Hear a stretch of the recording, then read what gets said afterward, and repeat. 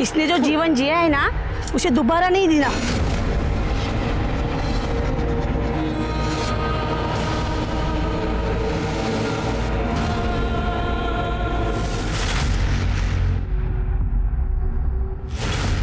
इंसान को जीते जी इज्जत मिले या ना मिले, लेकिन मरने के बाद उसके लाश को इज्जत जरूर मिलती है, फिर वो किसी जात का हो, किसी धर्म का हो। ब्रिजवाड़ा पुलिस स्टेशन में मेरी पोस्टिंग थी। उस वक्त एक औरत की मौत हो गई। मैंने देखा लोग उस पर थूक रहे हैं, उसको छड़ी से मार रहे हैं। ये उनकी नवरंगी प्रथा थी। नवरंगी प्रथा, इसमें एक आदमी एक औरत को खरीद के लाता है, उसका मालिक बनता है और उस पर शारीरिक और मानसिक अत्याचार करता है। इतना ही नहीं तो पैसों के लिए वो उसका सौदा भी करता है। ये प्रथा अपने सरकार ने गैर कानूनी मानकर बंद कर दी थी, लेकिन आज भी ये प्रथा कई जगह छुप छुप के चलती है। और आश्चर्य की बात तो ये है कि उस आदमी की पत्नी इस प्रथा को मान्यता देती।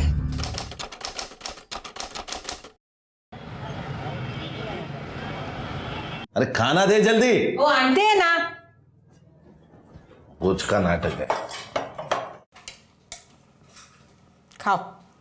अब खा पी कर उसके पास मत चल देना।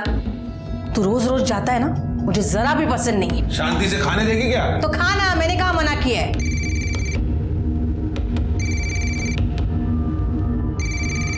पायल, खाना खा ले, भूख नहीं है। बाबा बाबा बाबा, मला भूक लागली आहे। आले। बाबा, क्या है, क्यों चिल्ला रही है? भूख लगी थी। तो माँ बेटी के पेट में क्या आग लगी पड़ी रहती है, चैन से खाने भी नहीं देते। माँ बेटी ने नाक में दम करके रखा है। तुम उसे मना क्यों नहीं करते? जब देखो बाबा बाबा बाबा करती रहती है। पड़ोसियों को पता चल जाएगा ना तो पता नहीं क्या होगा। कभी मुझे चैन से खाने ही नहीं मिलेगा।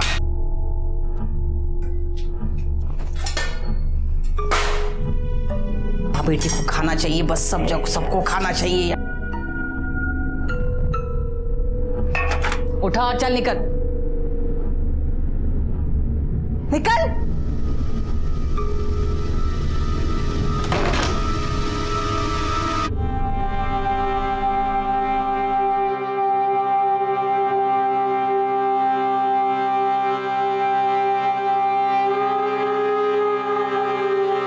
बहुत भूख लगी थी ना तुझे? आई, मुझे ना स्कूल में आधी छुट्टी के बाद ही भूख लग जाती है। तो काकी को बोल ना कि 2 वक्त का खाना तो दिया करे। तू ना कल से स्कूल में थोड़े से पैसे लेके जाना, तो वहीं पर कुछ खा लेना। आई, बाबा तुझे सिर्फ 400 रुपए देते हैं, उसमें से तुम मुझे क्या देगी? नहीं, मुझे अच्छा नहीं लगेगा। तू पढ़ लिख कर खूब बड़ी औरत बन जा, फिर सब ठीक हो जाएगा। हाँ काशी,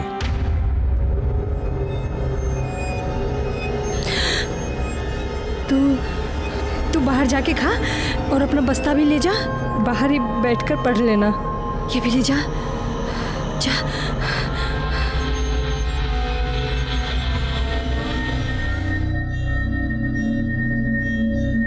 वृंदा,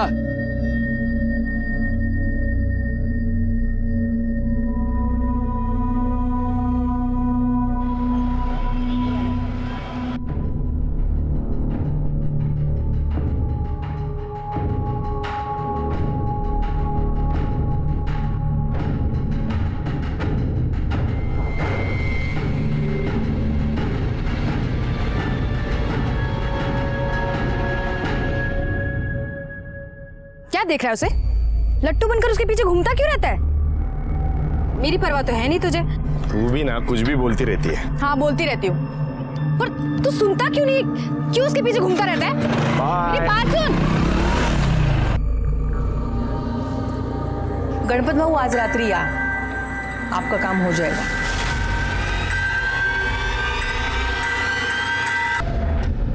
तुम यहाँ क्या कर रहे हो? क्या कर रहे हो तुम यहाँ पे? जाओ यहाँ से। आई देखो ना, ये मेरे साथ मस्ती करने की कोशिश कर रहा था। आई देखो ना इसे। शर्म आती है तेरे को? चलता हो।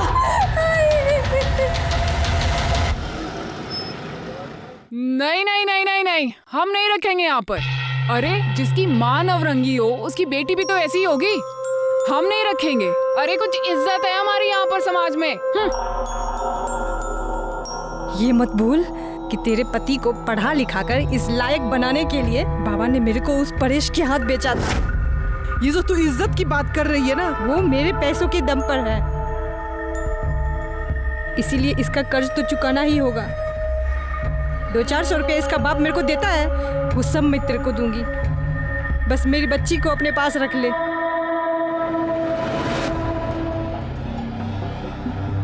सुमन,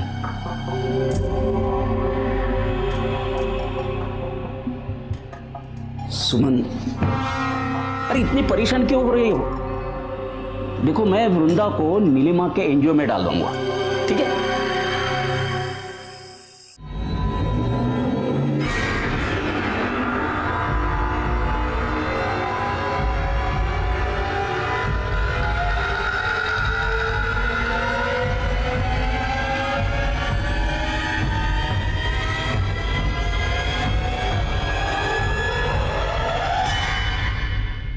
ये मेरी बहन की बेटी है वृंदा, ये इसके सर्टिफिकेट्स दिखाइए। बहुत गरीब लोग हैं ये।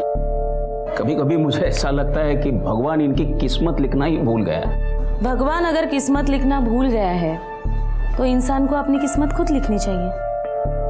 और इसके मार्क्स तो बहुत अच्छे हैं, पढ़ने में भी बहुत अच्छी है। खूपच छान आहेस तू परीक्षेमध्ये वगैरे मार्क घेतलेत। डोंट वरी, अगर खुद मेहनत करेगी ना तो अपनी किस्मत खुद बना लेगी।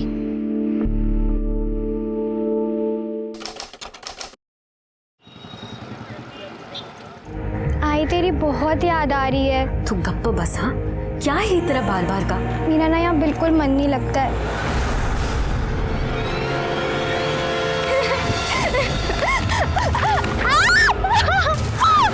नहीं, मुझे छोड़ दो प्लीज, मुझे मत मारो प्लीज, मुझे छोड़ दो। नहीं मारो प्लीज, मुझे छोड़ दो।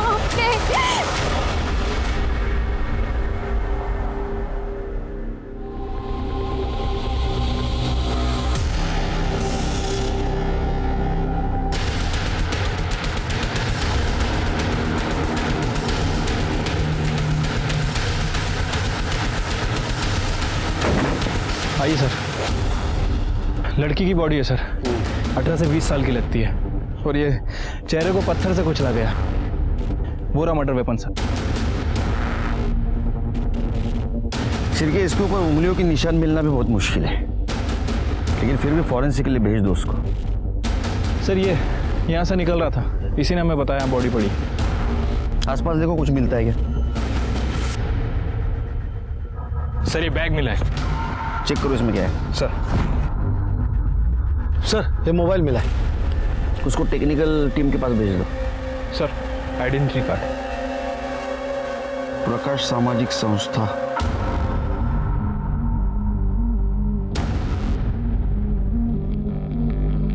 Excuse me.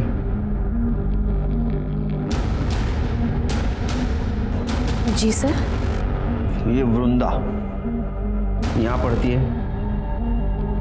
हाँ, आज नहीं आई, लेकिन इसकी आईडी आपके पास कैसे आ गई? हमें एक लड़की की लाश मिली है, उसका चेहरा पत्थर से कुचला गया है। हमें शक है कि वो लाश वृंदा की है। अच्छा, वृंदा रहती कहाँ है? उसकी माँ यहाँ पास के गांव में ब्रिंजवाड़ा में रहती है, और वो कुछ 3-3.25 महीने पहले से वो दीपांकर, उसकी मामा, उनके घर में रहती थी। ये मामा कहाँ रहते हैं?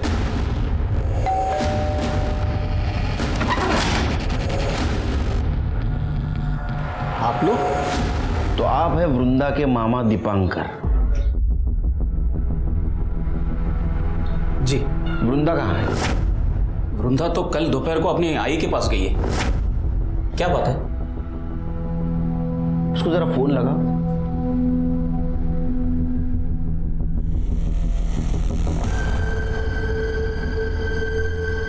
लगने का।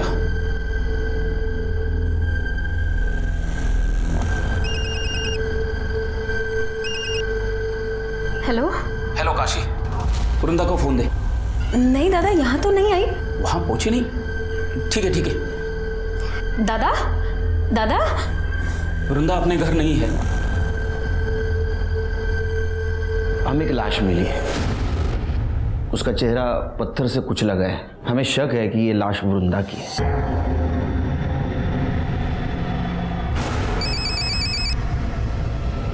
हाँ बोल काशी। दादा आपने फोन क्यों काटा?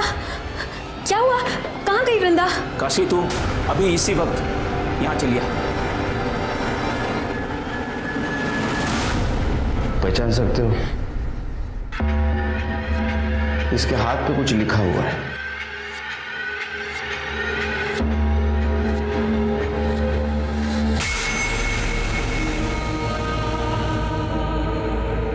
ये कुछ चीजें भी मिली है।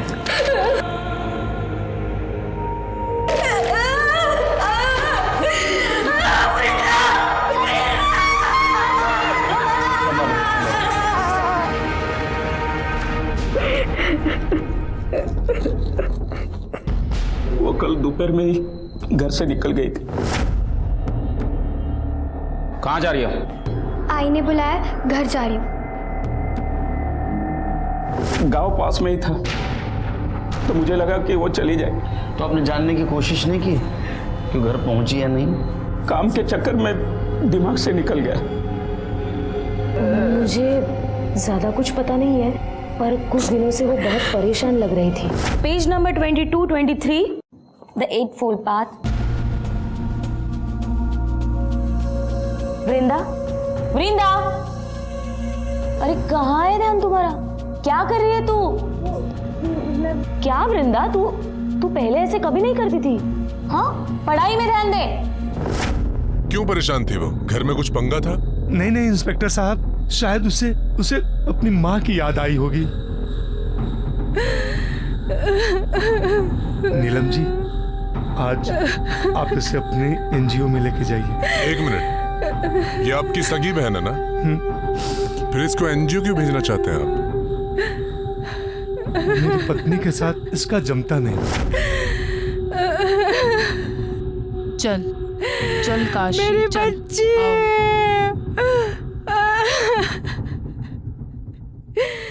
कमाल है शिरके, इसकी सगी बहन की ये हालत है फिर भी इसको अपनी पत्नी की पड़ी है। ये प्रॉब्लम क्या है देखना पड़ेगा। ये वृंदा का किसी के साथ झगड़ा बिगड़ा था? नहीं साहब, वृंदा का किसी के साथ कोई झगड़ा नहीं था। घर में सब कुछ ठीक चल रहा था उसके? नहीं साहब, कुछ भी ठीक नहीं चल रहा था। दीपांकर की बीवी उसे बिल्कुल भी पसंद नहीं करती थी। और करती भी कैसे साहब, वो एक नवरंगी की बेटी थी और ये उसको अपने घर में लेकर आए थे। नवरंगी कौन? साहब, वो जो उनकी आई है, वो बिना शादी के एक आदमी के साथ रहती थी। यहाँ पे सबको पता चल गया। लेकिन ये बात पता कैसे चली? साहब, वो दीपांकर का जो बेटा है ना गोपाल, उसका दोस्त अमन, उसकी आई ने बताया सबको। हाँ, मेरे को गोपाल ने बताया था। उस दिन मैं नशे में था तो आई के सामने गलती से बोल दिया। मैंने मेरी आई को बताया और मेरी आई ने पूरे मोहल्ले को बता दिया। अरे साहब, हम उसे यहाँ क्यों रहने देते? हमें नहीं रहने देना था। और वैसे भी सबको पता चला, तब से लड़के उसकी ताक में बैठे रहते थे। अरे ओ हीरोइन,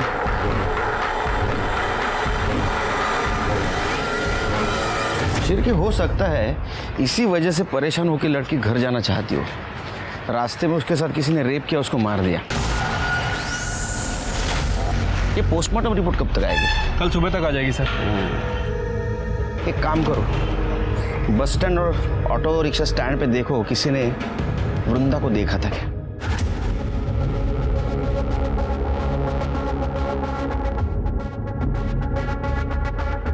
इस लड़की को देखा है आपने? हाँ साहब, इसको देखा है मैंने। कल 1 बजे के करीब ब्रिजवाड़ा पर उतरी थी। अकेली थी या फिर किसी के साथ में थी? साहब, जब भी मैंने उसको देखा था तभी वो अकेली ही थी।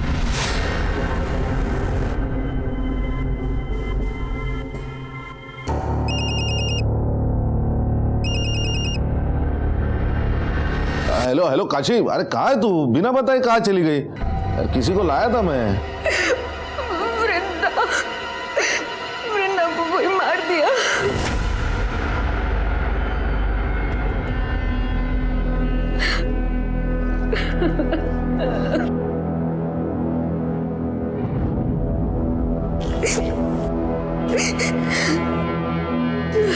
वो कुछ खाना नहीं खा रही है। उनकी बेटी की मौत हुई है ना, बहुत दुखी है वो। इनकी जिंदगी तो मौत से भी भयानक होती है। अच्छा हुआ वृंदा मर गई। हाँ यस यस, पहुँच लो, आफ्टर पहुँच लो, जस्ट यस। हाँ नहीं, याद तो आती है तुम्हारी बहुत। ठीक है, ठेहो तो फोन। सर सर आप ठीक है ना? हाँ ठीक हूँ। श्री, कभी कभी लगता है मैं बहुत खुशनसीब हूँ। एक छोटा परिवार है जो हरदम मेरे पीछे खड़ा है, लेकिन कभी कभी सोच के डर लगता है इस परिवार के साथ कुछ अनहोनी ना हो जाए। क्या करें सर, हमारा काम ही ऐसा है। वैसे मैं समझ गया, आप वृंदा की वजह से परेशान हैं। देखो श्री, एक लड़की अपने परिवार से मिलने के लिए निकलती है और रास्ते में उसके साथ, अच्छा उसकी पीएम रिपोर्ट आई? हाँ सर, ये वृंदा की पीएम रिपोर्ट। सर रिपोर्ट के हिसाब से उसकी मौत स्कल फ्रैक्चर होने की वजह से हुई है। वृंदा के साथ रेप तो नहीं किया गया था और मौत तकरीबन 12 बजे से 3 बजे के बीच हुई है। लेकिन सर एक चौंकाने वाली बात है, वृंदा 3 महीने प्रेग्नेंट थी। क्या? वो प्रेग्नेंट थी? हाँ सर, वैसे मैंने आसपास पता भी किया है। एक बस ड्राइवर ने बताया कि उसने वृंदा को तकरीबन 1 बजे के आसपास ब्रिंजवाड़ा छोड़ा था और उसका कहना है कि उस वक्त वो अकेली थी। ब्रिंजवाड़ा? लेकिन शिरके उसकी लाश तो हमें ब्रिंजवाड़ा और सातारा के बीच में मिली। हाँ सर, मैंने वृंदा के कॉल रिकॉर्ड्स भी चेक किए थे। कॉल रिकॉर्ड के हिसाब से वो अपने गांव गई और वहां से लौटकर सतारा वापस आ रही थी। तभी किसी ने इसी दौरान उसके फोन पर किसी राहुल का कॉल आ रहा था। हो सकता है उसका बॉयफ्रेंड हो सकता है सर। एक काम करो, काशी को बुलाओ। ये राहुल कौन है? मेरे मालिक परेश का बेटा। मालिक? लेकिन हमें तो पता चला है कि वो आपके, खैर आपको पता है ना ये नवरंगी प्रथा बंद हो चुकी है। आप उनके खिलाफ कंप्लेंट कर दो, उनको अंदर कर दूंगा मैं। नहीं साहब, मेरे नसीब में जो लिखा है वो तो होना ही है। आप मेरी बच्ची को न्याय दिला दीजिए। आपकी बच्ची गांव आई थी, आपकी बात हुई थी उससे? फोन आया था उसका। भाई मुझे बस तुझसे एक बार मिलना है। पर मैंने ही उसको आने से रोक दिया। आपने मना किया फिर भी उधर आई। वहां से वो सातारा की तरफ आई और सातारा से आते आते उसके साथ ये सब कुछ हुआ। मुझे लगता है कि उसके पेट में जिसका बच्चा था उसने उसको मारा है।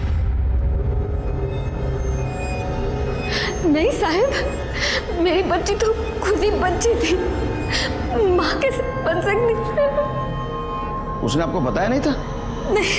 नहीं साहब, आप ये क्या कह रहे हो? वो तो ठीक ठाक दिख रही थी। मुझे बताया था।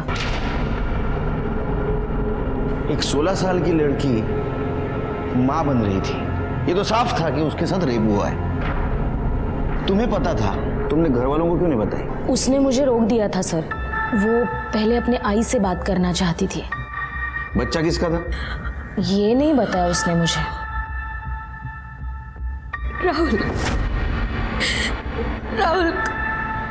राहुल का ही होगा। उसने मेरी बच्ची के साथ गंदी हरकत करने की भी कोशिश की थी। आई देखो ना, देखो मेरे साथ बदतमीजी करने की कोशिश कर रहा है। शर्म आती है तेरे को? चलता हो, बहन है तेरी। मेरी कोई बहन में नहीं है, समझी ना? तू तो खुद पता नहीं कितने मर्दों के साथ जाके सोती है। न जाने किसकी बेटी है। और सुन, मेरे बाप के सर पे अपना ये पाप मत डालना, समझी ना? जवान लड़की को ऐसे खुला छोड़ेगी ना तो यही होगा। उसके बाद मैं उसको उसके मामा के घर ले आई। हो सकता है राहुल ने उसका रेप किया हो। राहुल को पता चला होगा कि वो उसके बच्चे की मां बनने वाली है, इसलिए राहुल ने उसको बहला फुसला कर गांव बुलाया, उसको मॉलेस करने की कोशिश की और उसको मार दिया। एक 16 साल की लड़की जिसको जिंदगी में कुछ भी नहीं मिला था, अपने बाप का नाम भी, उससे उसकी जिंदगी भी छीन ली गई। वृंदा को बहुत निर्मम तरीके से मारा गया था। क्या वो किसी के बच्चे की मां बनने वाली थी इसलिए उसको मार दिया?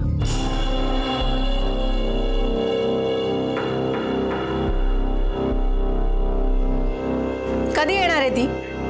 मैं क्या बोलूं, उसकी बेटी मरी है। तो अब क्या वही रहेगी वो? तुमने उसे पैसे देकर खरीद कर लाया है, देखो कहीं भाग भाग ना जाए। उसे बोलो ना कि तुम्हारे दोस्तों को जरूरत है उसकी, ऊपर के तो पैसे तो मिले मुझे। माझ्या आईशी जरा शांत रहा, आएगी, जरूर आएगी, थोड़ा धीरज तो रखो। पुलिस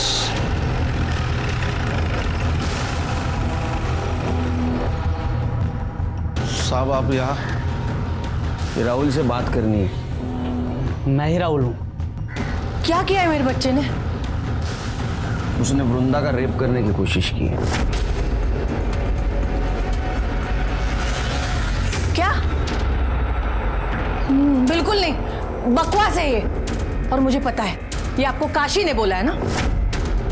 जिस थाली में खाती है उसी में छेद करती है। मेरे बच्चे पे इल्जाम लगा रही है वो। साहब आप ये क्या कर रहे हैं? मेरे बच्चे ने कुछ नहीं किया है, सब गलतफहमी है। सही क्या है गलत क्या है आपने बोलने की जरूरत नहीं। अगर काशी ने आपके खिलाफ कंप्लेंट कर दी ना कि आपने उसको नवरंगी बना के रखा था, अभी अंदर कर दूंगा। हमें शक है इसने वृंदा के साथ रेप करने की कोशिश की, उसके पेट में इसका बच्चा था, इसीलिए इसने उसको मार दिया। नहीं आई मैं तो घर पे था ना। हाँ। तेरा डीएनए करना पड़ेगा। छिलके पता करो आसपास वृंदा का किसी के साथ पंगा था क्या। चलो साहब छोड़ दो ना, बच्चे ने कुछ नहीं किया साहब। हमें नहीं पता वो नौरंगी है, हम तो उसे नौकरानी ही समझ रहे थे। एक दो बार गणपत भाव यहाँ आके तमाशा करके गए थे, तभी मुझे लगा कि कुछ तो पंगा है। अरे दरवाजा खोल, देखा दरवाजा खोल, नहीं तो मैं दरवाजा तोड़ दूंगा। क्या है, तेरे को कुछ करने का है ना, तो अंदर चल। अरे छम्मो, मेरे को तू नहीं चाहिए, तेरी बेटी चाहिए, बेटी। खबरदार, हाँ, तू इधर खड़े खड़े अपनी जान भी दे देगा ना, तो भी मैं ऐसा होने नहीं दूंगी। काशे, काशे। मुझे तो लगता था कि वो धंधा करती थी, गरीब है ना सर, तो पेट के लिए तो कुछ भी करेगी। वैसे गणपत कौन है? वो परेश की बीवी तुलसी है ना, उसी के गांव वाला है वो। तुलसी।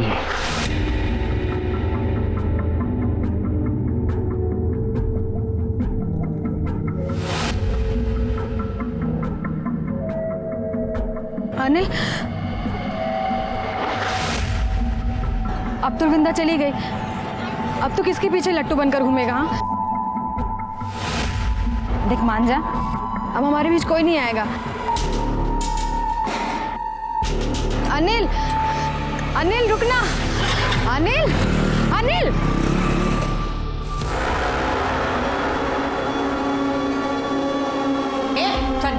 लेकिन आस्तीन का सांप है तू। तुझे और तेरी बेटी को मैंने इतने अच्छे से रखा और तूने क्या किया? हाँ, पलट कर मुझे ही काट लिया।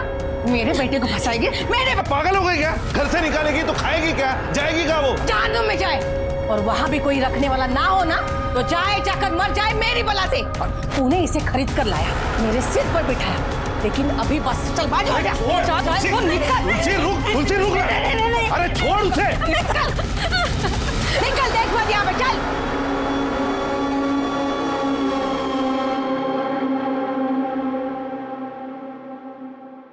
ठीक है साहब, चेक चक्कर आया ना बराबर? हाँ साहब। सर ये राहुल के फोन रिकॉर्ड। सर इनके हिसाब से राहुल गांव में ही था, मैंने आसपास पूछताछ की है। ये तुलसी का एक करीबी रिश्तेदार है गणपत। पता चला है कि वो वृंदा में काफी इंटरेस्टेड था। बुलाओ उसको। ऐसा नहीं है साहब कि मैं वृंदा के पीछे पड़ गया था, परेश ने मुझे मना किया तो मान गया था मैं। साला मेरा पैसा ले लिया तूने और लौटाने का नाम नहीं ले रहा है। 1 महीने का टाइम देता हूं तेरे को, लेकिन 1 महीने तक मैं ब्याज वसूल करता रहूंगा। मेरे को तेरे घर की नौरंगी चाहिए। भाऊ वो नौरंगी नहीं है, काम करती है मेरे घर में। अरे चलना साले, वो कौन है वो सखाराम और वो भागवत, उनको तो सब कुछ करने दिया तूने और मेरे को नहीं बोलता है क्यों? बहुत मोटा माल दिया क्या उन्होंने तेरे को? भाऊ झूठ बोल रहे हो सब, ऐसा कुछ नहीं है, तुम्हें तुम्हारा पैसा टाइम पे मिलेगा। मैं काशी का सौदा नहीं करूंगा। काशी? काशी की बात कौन कर रहा है? फिर? मैं तो उसकी बेटी की बात कर रहा हूँ, वृंदा। दिमाग खराब हो गया क्या रे तुम्हारा? तुम्हें तुम्हारा पैसा मिलेगा, मैं ऐसे गलत काम नहीं करता हूँ, निकलो यहाँ से। लेकिन परेश की बीवी ने मुझे फोन किया था, आपका काम हो जाएगा। उसने मुझे बुलाया इसलिए मैं वहाँ गया था। आपको ये चाहिए थी ना? हाँ। जो चाहिए वो कीजिए। हाँ। लेकिन मेरे पति को थोड़ी सी मोहलत बढ़ा के दे दीजिए। दे दी। और ये उनको बोलिएगा मत। नहीं बहनी, नहीं बोलूंगा। हाँ। काशी, ए काशी, दरवाजा खोल।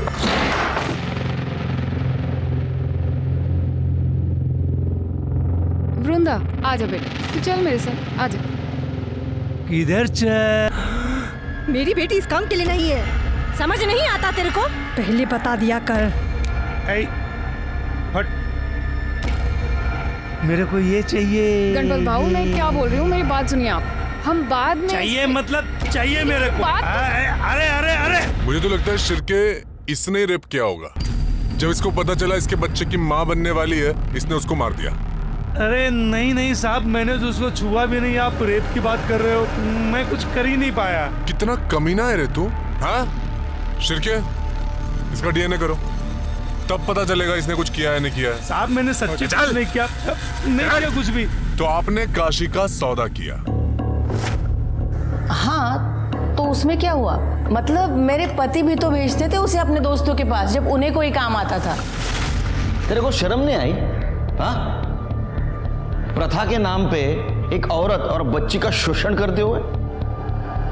माफ करो साहब, लेकिन सदियों से चलता आ रहा है, प्रथा है ये। मैंने कौन सी नई बात कर दी? प्रथा थी, इसको बंद किया गया था, लेकिन तेरे जैसे कुछ लालची लोगों ने पैसों के लिए इसको फिर से शुरू कर दिया। शर्म नहीं आती? कैसा है ना साहब, हर औरत अपनी किस्मत लेके आती। मेरी किस्मत अच्छी थी, मैं बीवी बन गई। वो अभागी थी, नवरंगी बन गई। कमाल है, एक औरत होकर दूसरे औरत के बारे में आपके मन में कोई भावना नहीं है। आपकी वजह से काशी और उसके बेटी को जानवर की जिंदगी जीनी पड़ी।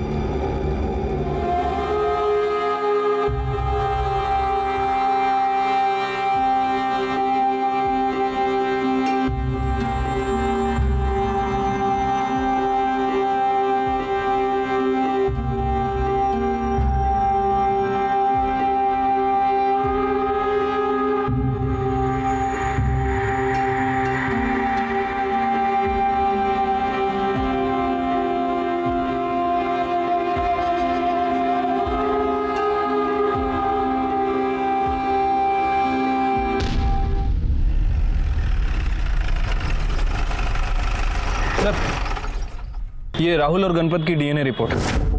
सर, रिपोर्ट के हिसाब से इन दोनों का ही डीएनए है। वृंदा के पेट में जो फीटस था उससे मैच नहीं करता। लेकिन सर एक अजीब बात है, इनमें से एक डीएनए तो वृंदा का है, लेकिन जो दूसरा डीएनए है वो वृंदा से 25% मैच करता है। इसका मतलब वृंदा के साथ जिसने गलत काम किया है उसके ब्लड रिलेशन में का, या तो वो परेश की तरफ से हो सकता है या तो काशी की तरफ से। नेशनल क्राइम रिकॉर्ड ब्यूरो 2013 के एनुअल रिपोर्ट के हिसाब से 2012 में लगभग 24,923 रेप केसेस हुए, जिसमें से 24,470 केसेस में विक्टिम अपराधी को जानता था, अपराधी विक्टिम को जानता था।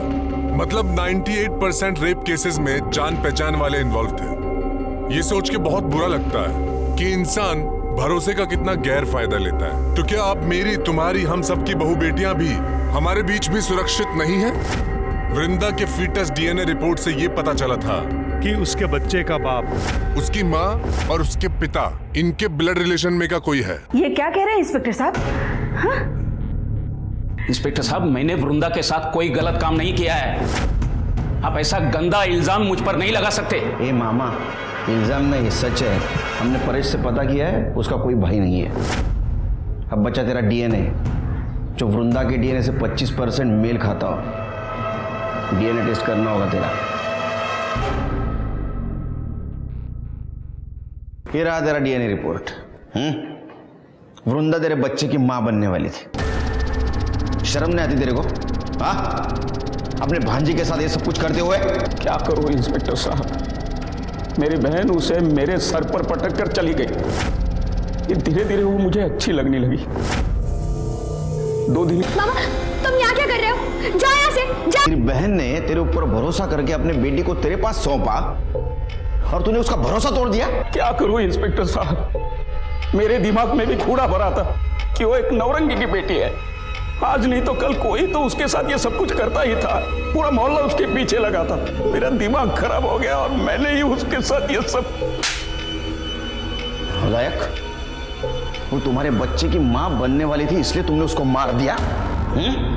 और इतना ही नहीं, लोगों को ऐसा लगे कि जाते वक्त उसको किसी ने मॉलेस्ट करने की कोशिश की और उसी ने उसको मार दिया, इसलिए तुमने उसकी सलवार उतार दी। मैंने मेरे भांजी के साथ गलत काम किया, लेकिन मैंने उसे नहीं मारा। करड़े, इसकी खार उधेड़ दो। सच बोलना चाहिए ये। मैं सच कर रहा हूँ इंस्पेक्टर साहब। इंस्पेक्टर साहब सुनिए ना, इंस्पेक्टर बोलेगा, ये बोलेगा। क्या लगता है सर? मुझे तो 99% लगता है शिरके इसी ने किया होगा। लेकिन अगर 1% भी मान ले इसने नहीं किया है तो?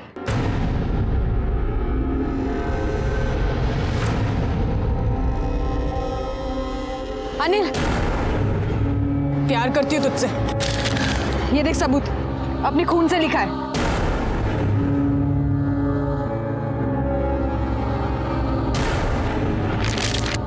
साइको है तू? क्या किया तूने ये? देख तू मेरे सामने बार बार मत आया कर। निकल यहाँ से, तू निकल। प्यार करती तो भाव खाता है। देख मैं भाव नहीं खा रहा हूँ, मैं तुझसे प्यार व्यार नहीं करता, समझी? तू निकल ना यहाँ से, मेरी माँ निकल। देख अनिल, तू ठीक नहीं कर रहा है। मुझे पता है तूने वृंदा को मारा है और मैं सबको बता दूंगी। तेरा दिमाग खराब है? धोखा फिर ले तुझा। देख मैंने किसी को नहीं मारा है, लेकिन ये सब नाटक तू करती रहेगी ना तो एक दिन पक्का मार दूंगा मैं तुझे, समझी? पागल कहेगी। दोबारा दिखना मत मुझे वापस। अनिल!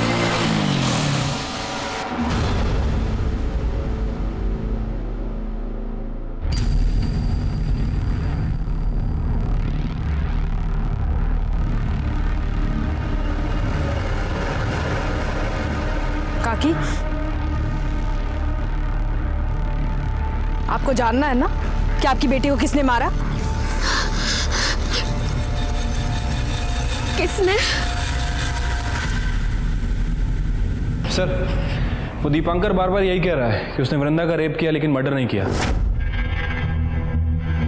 शिरके, यहाँ अलग अलग पीसीओ से रैंडम कॉल आए हैं और पीसीओ एक ही एरिया के है। हो सकता है कि वृंदा की माँ उसे कॉल कर रही हो।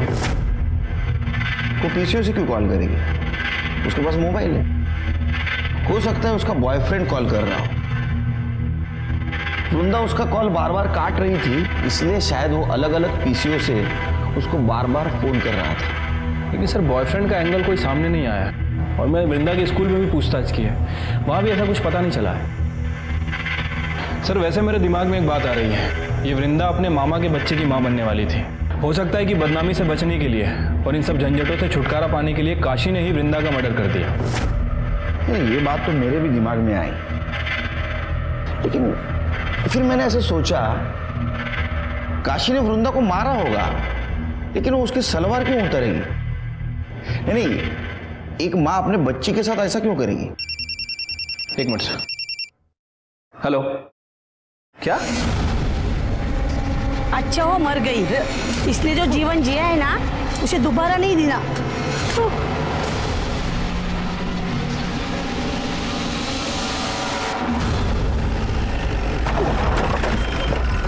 अरे क्या चल रहा है?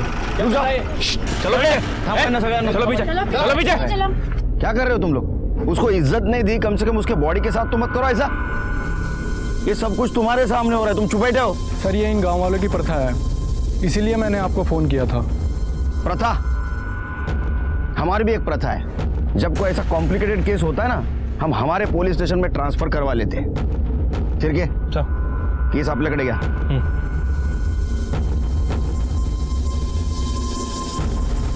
शायद इसको गला दबा के मारा है। गले पे स्ट्रगल के निशान है। बॉडी पोस्टमार्टम को भेज दो। फिर इधर तुम कहाँ थे ये सब कुछ हुआ तो? बाहर था मैं, अभी अभी आया। अरे बाहर कहाँ? पूना।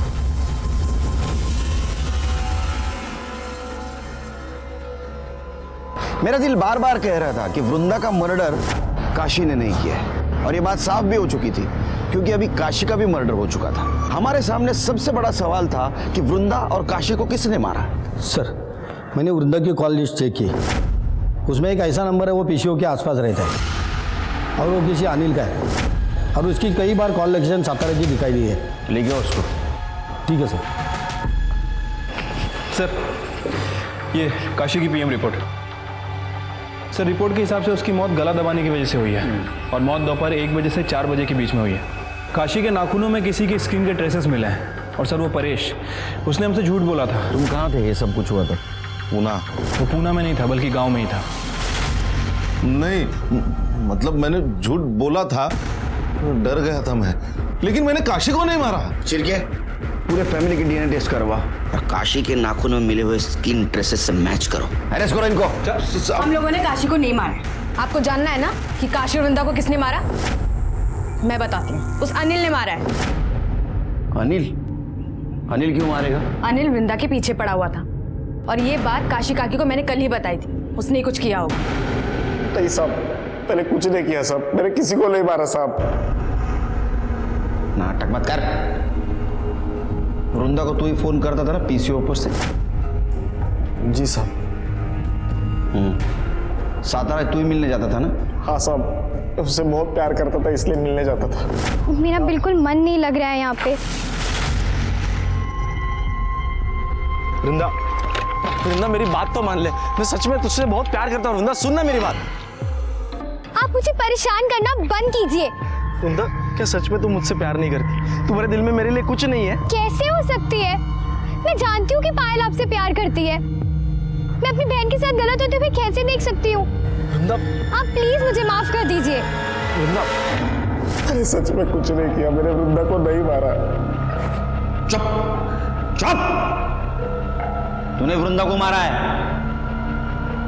तू वृंदा से प्यार करता था और जब ये बात तेरे को पता चली कि वो किसी के बच्चे की माँ बनने वाली है, तूने उसको मार दिया। और ये बात पायल ने अपनी माँ काशी को बताई। आपको जानना है ना कि आपकी बेटी को किसने मारा? काशी ने तेरे को अपोज किया, इसलिए काशी को भी तूने मार दिया। और सुन, जहाँ काशी की बॉडी मिली है ना, वहां तू आधा घंटा पहले मौजूद था। तेरा मोबाइल लोकेशन दिखाता है। हाँ साहब, मैं वहां गया था। फिर? लेकिन काशी भाई ने मुझे वहां बुलाया था।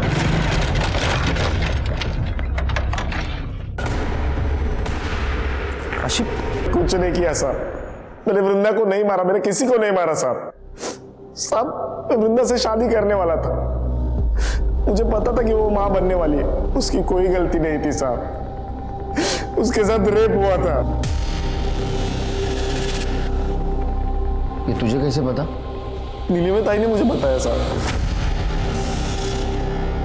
साहब, वो चाहती थी कि मैं उसके साथ शादी करके उसको एक नई जिंदगी दूं। जी, मैं जानती थी अनिल को, बहुत अच्छा लड़का है। वो वृंदा से शादी करना चाहता था। लेकिन वृंदा तो नाबालिग थी। हाँ मुझे पता है, लेकिन कम से कम अनिल से शादी करके उसकी जिंदगी तो संवर जाती। क्योंकि ये परेश है ना, ये बहुत ही घटिया इंसान है सर। मुझे तो लगता है कि उसी ने काशी को मारा है, क्योंकि वृंदा के मरने के बाद वो काशी के ऊपर प्रेशर डाल रहा था कि वो उसे एक बच्ची दे दे, फिर वो इस बच्ची को नौरंगी बनाकर बेच सके। मुझे ये सब कुछ खुद काशी ने बताया था। तुम काशी से मिली थी? नहीं, उसका फोन आया था। मैंने काशी को बोला था एक लड़की चाहिए करके। हालत बहुत खराब है ना साहब, और बुढ़ापे के लिए भी कुछ जोड़ के नहीं रखा है। सोचा था लड़की बड़ी हो जाएगी तो उसे बेचकर पैसे कमा लूंगा। सीधा खड़ा रहे। इसलिए तूने काशी को मार दिया? नहीं साहब, नहीं मारा। काशी तो मेरी बात मान गई थी, तो मैं क्यों मारूंगा उसे? ये तो डीएनए करने के बाद ही पता चलेगा। इसका डीएनए कराओ।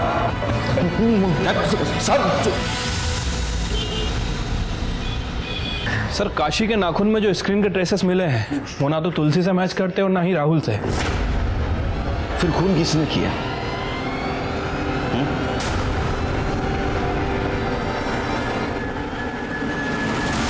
मुझे फिर से काशी, हाँ ये रहे सर।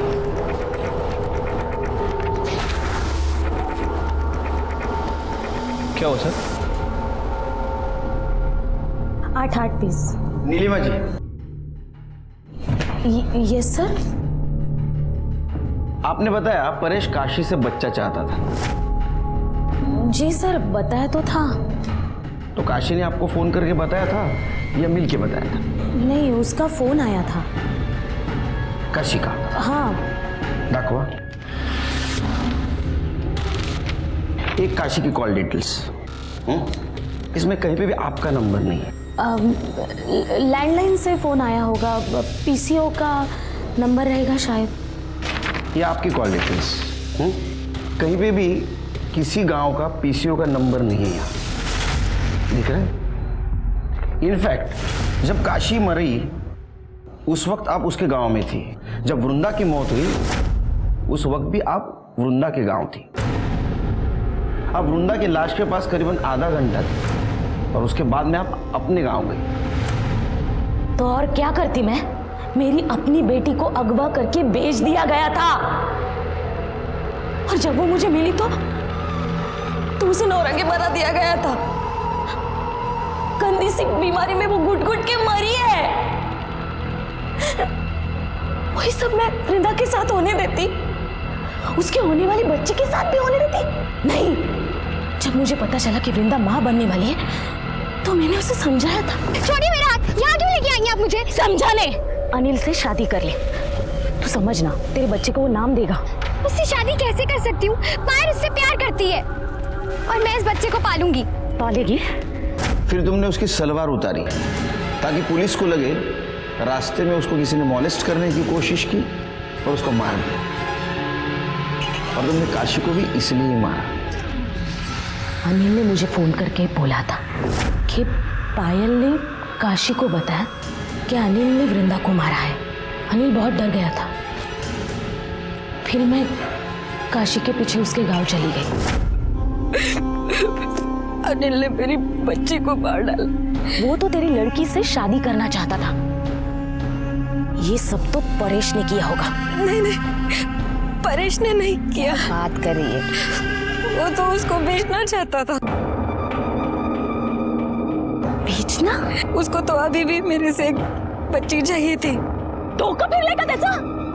तू अभी क्या अभी मेरे साथ चल और पुलिस में कंप्लेंट कर दे। चल। नहीं, मैं नहीं जा सकती। क्यों? मुझे भी तो बच्चा चाहिए। तू क्या नौरंगी बनाने के लिए लड़की पैदा करेगी?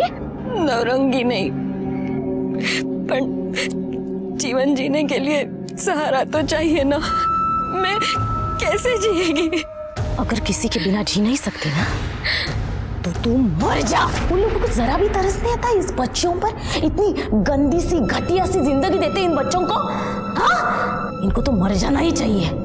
उनको सजा देने का अधिकार तुमको किसने दिया? तुमने गलत काम किया है, तुमको सजा जरूर मिलेगी। नीलिमा को काशी और उसकी बेटी वृंदा के कत्ल में सजा हुई। काशी और वृंदा का प्रथा के नाम पर शोषण हो रहा था और इसी में दोनों की मौत हो गई। क्या यह हमारे समाज के लिए दस्तक नहीं थी कि जब तक प्रथा और मान्यता के नाम पर हमारे समाज में रहने वाली महिलाओं का शोषण होता रहेगा तब तक हम हमारे समाज के औरतों पर होने वाले अपराध पर अंकुश नहीं लगा पाएंगे। इसी के साथ मैं सीनियर इंस्पेक्टर सुनील केलकर आप सबसे विदा लेता हूं। फिर मिलेंगे अगले एपिसोड में। तब तक के लिए सतर्क रहिए, देखते रहिए क्राइम पेट्रोल दस्तक। मकसद बताना नहीं, बचाना है।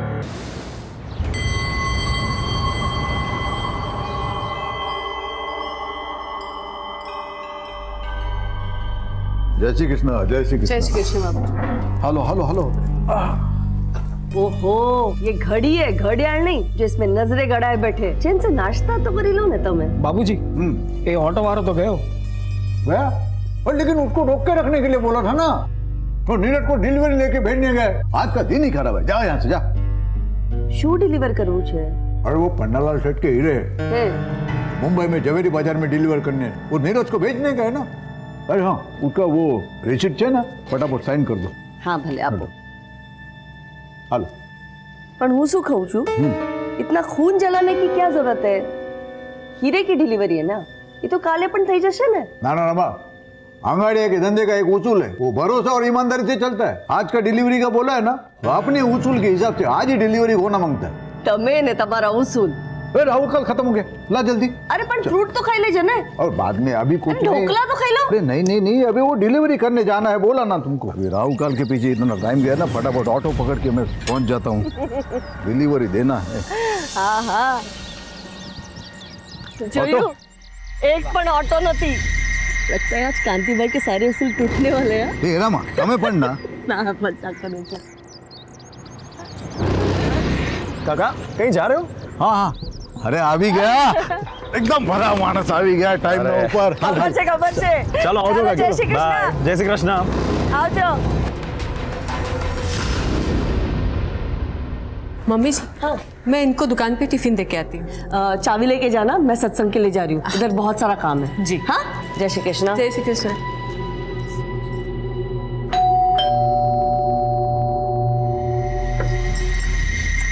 अरे हेतल, जय श्री कृष्ण मम्मी जी। कितनी देर लगा दी तूने? मम्मी जी मैं तो पहले ही आ गई थी, बस बाबूजी के जाने का इंतजार कर रही थी। सब छोड़, डॉक्टर ने क्या बोला? माँ जी डॉक्टर ने कुछ और टेस्ट कराने के लिए बोले हैं, थोड़े और पैसे लगेंगे। कितना जो है? करीब 5000। अले थैंक यू मम्मी जी। पागल।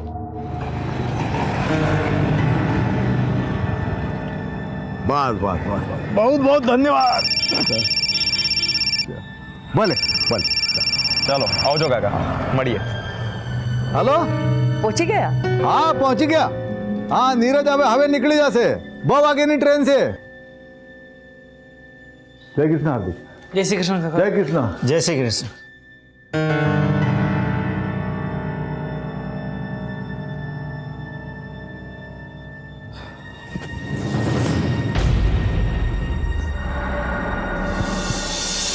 पाँचवा कह रहा है विश बेटा? कल सुबह तक आ जाऊंगा माँ। ठीक है। नीरज भाई, मेरे लिए ना डॉल लाना और उसके कपड़े भी लाना। अच्छा, और ये क्यों रो रहा है? उसको गन चाहिए। ठीक है, सब ले आऊंगा। चलो मुझे अभी बहुत लेट हो रहा है, मैं निकल। बेटा संभाळीने जजे। जय श्री कृष्ण काका। जय श्री कृष्ण। जय श्री कृष्ण बाबूजी। जय श्री कृष्ण। तू क्या कर रही है यहाँ? मेरे कॉलेज वाले ना पिकनिक पर जा रहे हैं, तो मुझे कुछ पैसे चाहिए थे। तेरे कॉलेज वालों को सिर्फ पिकनिक करने का मूड रहता है क्या? कभी पढ़ाते नहीं है? आप पकड़। हाले। हार्दिक भाई जय श्री कृष्ण। धवल काका जय श्री कृष्ण। बाबूजी जय श्री कृष्ण। हाय हाय। जय श्री कृष्ण। अच्छा बाबूजी, हाँ आओ जो। नीरज कितना लेट हो गया तू? सॉरी बाबूजी। वो पिछले डिलीवरी का क्या हो गया? हो गया? क्या होना है, हो गई। ये लो बाबूजी, आप हमेशा कहते हो धंधा भरोसे का है, फिर ये नोट को आधा फाड़ कर उन्हें क्यों देते हैं? आपको मुझ पर भरोसा नहीं है? भरोसा तो बहुत है, समझा, लेकिन अपना ये आंगड़िया का बिजनेस है ना, उसके कुछ नियम है। अभी तेरे लिए मैं नियम बदलूंगा ना तो बाकी लोगों को बुरा लगेगा। ये ले, ये कट किए हुए पॉलिश किए हुए हीरे, इसको जवेरी बाजार में डिलीवरी कर देना और ताबड़तोड़ फोन करना मुझे। फोन नहीं किया तो? तेरे गाल खुड़बुड़ा रहे क्या मेरा चाटा खाने को? आप पकड़ रसीद। आप मेरे बाबा समान हो, जितना चाहे मार सकते हो, पर सोचो अगर जाते थे मेरा एक्सीडेंट हो गया तो? चुप चुप बोल। देख, मेरे पास 3 लोग हैं, धवल भाई, हार्दिक और तू, जिनके ऊपर आग बंद करके विश्वास करता हूं मैं। ये अपना आंगड़िया का धंधा जो है ना, ये बाएं हाथ में क्या है दाएं हाथ को मालूम नहीं पड़ता। ऐसे अभी तू जो डिलीवरी लेके जा रहा है ना, वो पार्टी को मालूम नहीं कौन उसका माल लेके आ रहा है, कैसे आ रहा है मुंबई, समझा? चल अब निकल जल्दी, वो बाहर ऑटो खड़ा है, वो रेलवे स्टेशन छोड़ देगा तुझे। चल आता हूँ बाबूजी। जय श्री कृष्ण। संभल के जाना।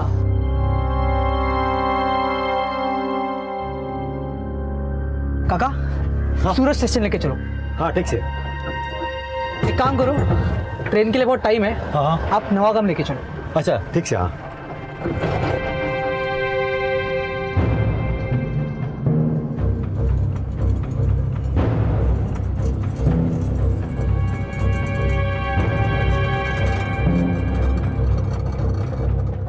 अब रुको जरा, मैं आता हूँ। हाँ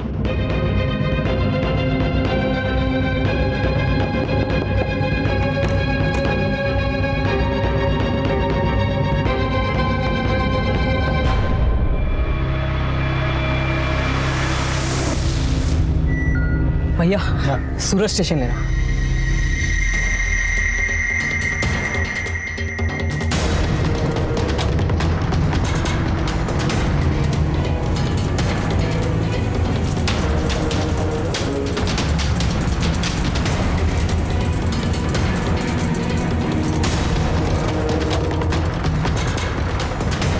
रोक रोक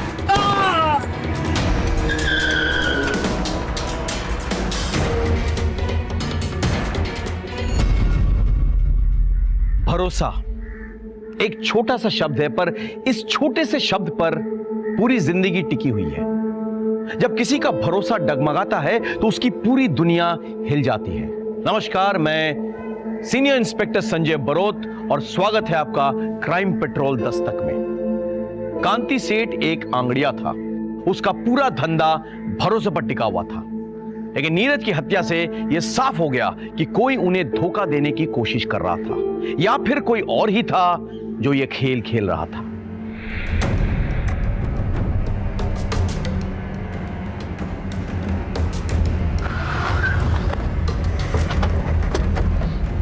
सर, 2 गोली मारी गई है। ना आसपास पूछताछ की है, लेकिन ना कोई आई विटनेस ना सीसीटीवी। और सर ये वॉलेट और ये आईडी कार्ड मिली है। नीरज नाम है सर। अरे नीरज फोन के मुंह पर तो नहीं। एक गोली कंधे पे लगी है और दूसरी गोली छाती पे। राइट सर, इसका मतलब हमला करने वाला इसे जान से ही मारना चाहता था। किसका फोन बज रहा है?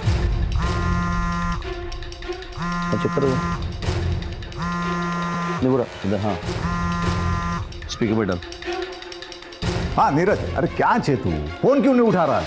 हेलो, कौन बोल रहे हैं? तुम्हें कौन? मैं सीनियर इंस्पेक्टर संजय बरोत बोल रहा हूँ। देखिए, मैं नीरज का सेठ बोल रहा हूँ। वो मेरे पास आंगड़िया में काम करता है। वो डिलीवरी के लिए लेकर निकला है मुंबई के लिए। अभी किधर है वो? आई एम सॉरी, उसका खून हो चुका है। खून? नीरज किसके साथ निकला था? वो अकेले निकला था साहब, रिक्शा लेके। ठीक है, आप एक काम कीजिए, आप भगवती नगर पुलिस स्टेशन आ जाइए फौरन। શું થયું? नीरज का किसी ने खून कर दिया।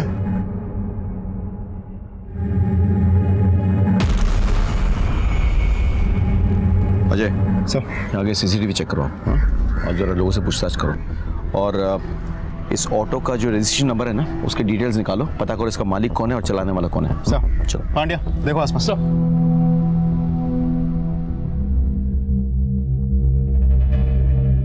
खोलो।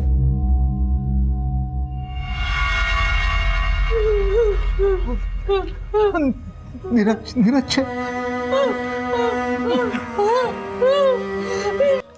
नीरज कहाँ जा रहा था? सर वो हीरे की डिलीवरी देने जा रहा था। उसने किसी से कुछ कहा था इस बारे में? किसी को घर पे, किसी से? हमें नहीं पता था साहब कि हीरा अप्पा काम करे छे। हमें तो ऐसा ही पता था कि वो एक कुरियर कंपनी में काम कर रहा है। आज इनकी वजह से और इनके धंधे की वजह से हमारा छोकरानो जीव गया। अब चलिए वहां से, आइए। लूट और मर्डर का मामला लगता है। किस किस को पता था कि नीरज के पास हीरे हैं? बीजू तो मारा બે ખાસ આદમી છે, ધવલ અને હાર્દિક, અને મારી પત્ની रमा। अंगाड़ियानो बिजनेस छे, वो तो उसी के नाम से चलता है, तो उसको तो सब पता रहता है। और कोई? और कोई नहीं।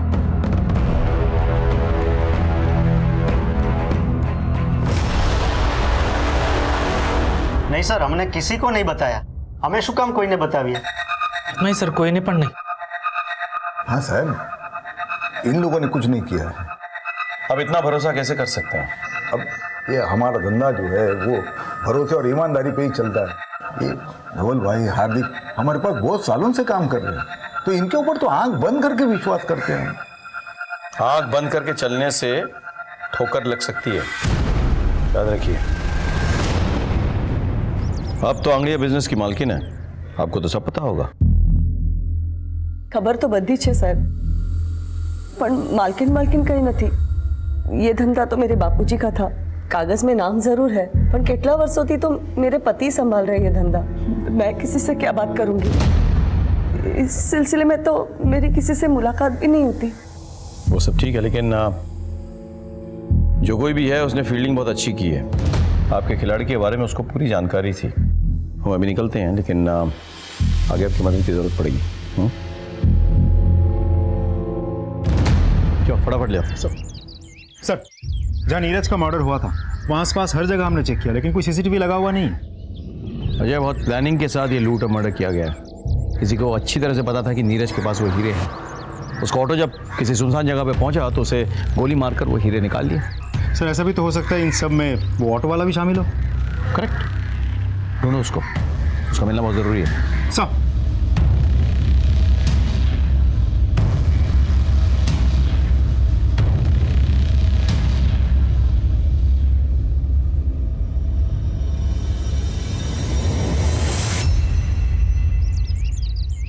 अरे ऐसे पैसे का क्या मोल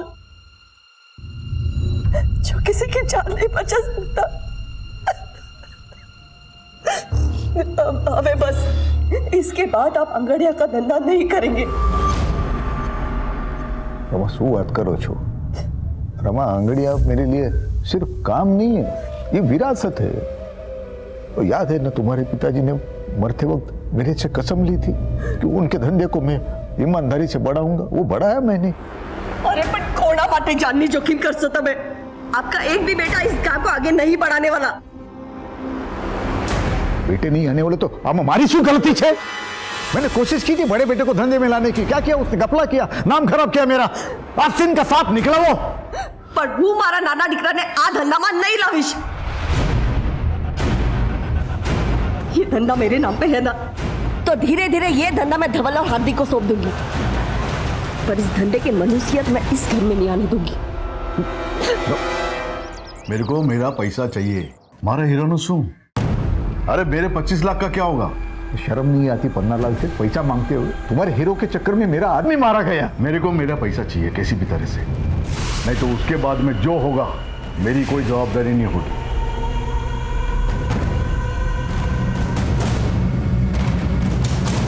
क्या नीरज के साथ किसी की दुश्मनी थी? कोई अफेयर?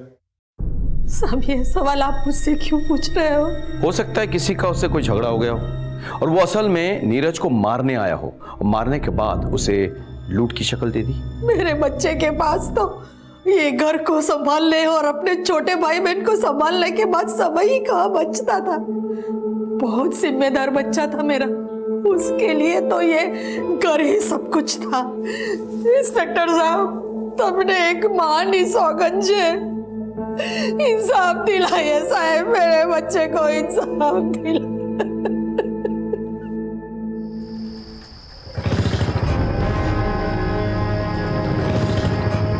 कौन हो तुम लोग? ये क्या कर रहे हो?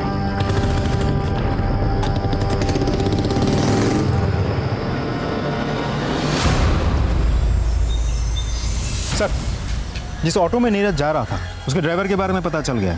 वो अपने एक रिश्तेदार के घर में छुपा हुआ है। उठा के लाओ उसको। सर, रमा, तूने हीरो की डिलीवरी के बारे में किसी को कुछ बताया था? वैसे तो किसी के साथ बात नहीं की। याद करो। हाँ, इधर से हेतल आवेले घरे ने, शायद मुंह से कुछ निकल गया होगा। आज तो इतना परेशान थे, एक अर्जेंट डिलीवरी थी उनकी। श्रीनाथ जी, तो तुम शामिल थे इन सब में? हाँ साहब, मैं काई नहीं थे साहब। वो तुमने साचो साचो कहूँ साहब। उस दिन एक लड़का मेरे ऑटो में बैठा। काका, सूरज स्टेशन लेके चलो। लेकिन ट्रेन थोड़ा लेट था ना, तो बोला मेरे को दूसरे के घर पे जाना है, उधर मेरे को छोड़ो। एक काम करो, ट्रेन के लिए बहुत टाइम है, आप नवागाम लेके चलो। तो मैं तो उधर छोड़ा उसको। 15-20 मिनट में उसकी राह देखा, फिर वो आया, बोलता अभी मेरे सूरज स्टेशन ले चल। भैया, सूरज स्टेशन लेना। फिर हम लोग रास्ते में आ रहे थे ना, तो किसी ने उसको मार दिया। किसके घर छोड़ा था तुमने उसे?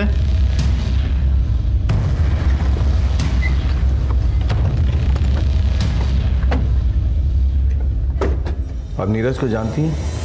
हाँ जी सर, बचपन से जानते हैं एक दूसरे को हम। वो कल आपसे मिलने आया था। आया था सर। उसकी बदकिस्मती थी कि मुझसे मिलकर जाने के बाद किसी ने उसकी जान ले ली। काश कि वो यहाँ ना आया होता, सीधा स्टेशन चला जाता तो बच जाता सर। वो क्यों मिलने आया था कल आपसे? सर वो मुंबई जा रहा था, मेरा मायका भी मुंबई में ही है, तो बस पूछने आया था कि घर वालों के लिए कुछ सामान लेकर जाना है या वहां से कुछ लाना है। कांति सेठ को जानती हैं आप? वो मेरे ससुर जी है, मैं उनकी बड़ी बहू हूँ।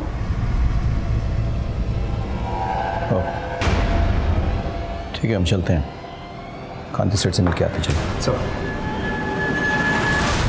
हेतलनी बात एकदम साची है साहब। नीरज अपने परिवार के साथ हेतल के पड़ोस में रहता था, उन दोनों में एकदम भाई बहन का रिश्ता था। तो आप कह रहे हैं कि हेतल का इन सब से कोई लेना देना नहीं है? नहीं साहब, ऐसा नहीं है, हो भी सकता है। कैसे? हेतल का पति मेरा बेटा कल्पेश है। आप अपने बड़े बेटे कल्पेश पर खून का इल्जाम लगा रहे हैं, कोई खास वजह? सूखी दो। पापा मैं सारा कैश लेकर जा रहा था और रास्ते में मुझे गुंडे ने पकड़ लिया, वो मारियो पापा, और सारा पैसा भी लेकर गया वो। साहब मुझे तो कल्पेश की बात पे बिल्कुल विश्वास नहीं था, और फिर एक दिन मैंने उसको जुआ खेलते हुए पकड़ा। पापा पूछे झूठ बोला तुम्हारे साथ है? हाँ आप पैसा भरा मेहनत ना पैसा छे, अपना धंधा ना पैसा छे, और अपना धंधा भरोसे पे चलता है। लोगों का भरोसा तोड़ के बाप का नाम मिट्टी में मिलाना चाहता है तू। आज से तारा हमारा रिश्ता खत्म।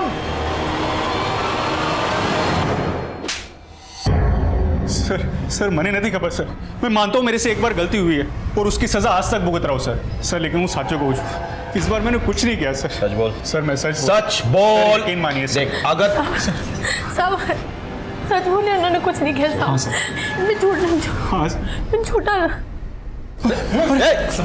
सर तो बेहोश हो गई। सर प्लीज हॉस्पिटल ले जाओ। चल सर।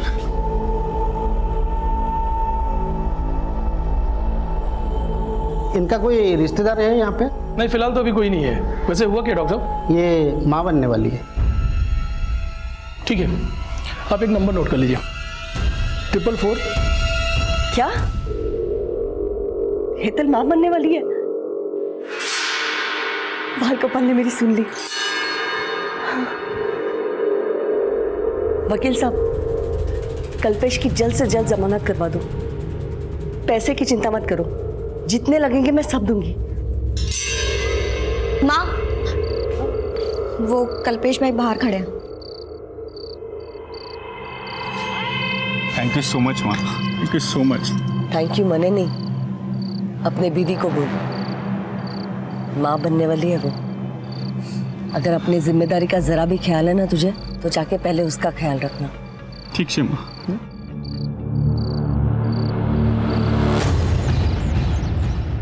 सर, फॉरेंसिक डिपार्टमेंट ने आपको नीरज मर्डर केस की डिटेल्स मेल किया है, मेल चेक कीजिए सर।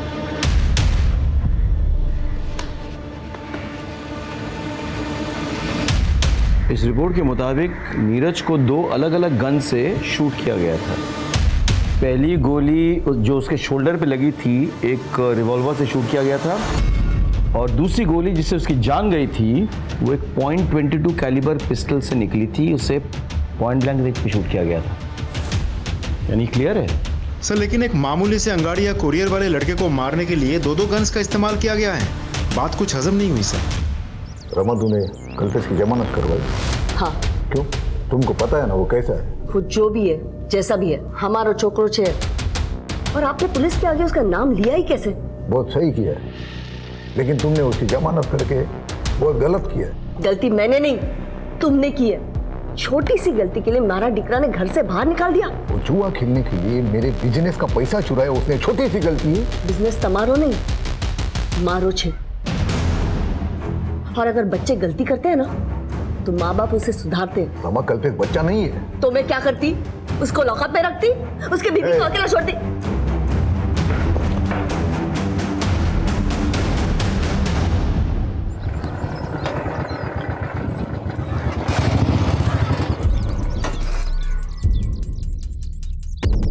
क्या सेठ, क्या समझा था? अपने बाप का पैसा हजम कर जाएगा? पन्नालाल सेठ का पैसा वापस कर। ये देख, तेरी बेटी का दुपट्टा। अभी तो ये दुपट्टा उतारा है, अगर पन्नालाल सेठ का पैसा वापस नहीं दिया ना तो अगली बार कुर्ता उतारूंगा, समझा?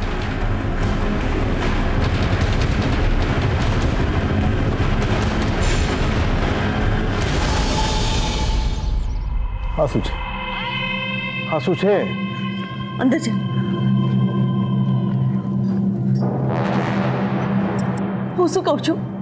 उसको सारे पैसे दे दो ना, झंझट खत्म हो जाएगी। आखिर अपने बेटी का सवाल है। ये पन्नालाल की धमकियों से डर के मैं अपने धंधे के उसूल नहीं बदलूंगा, कभी नहीं।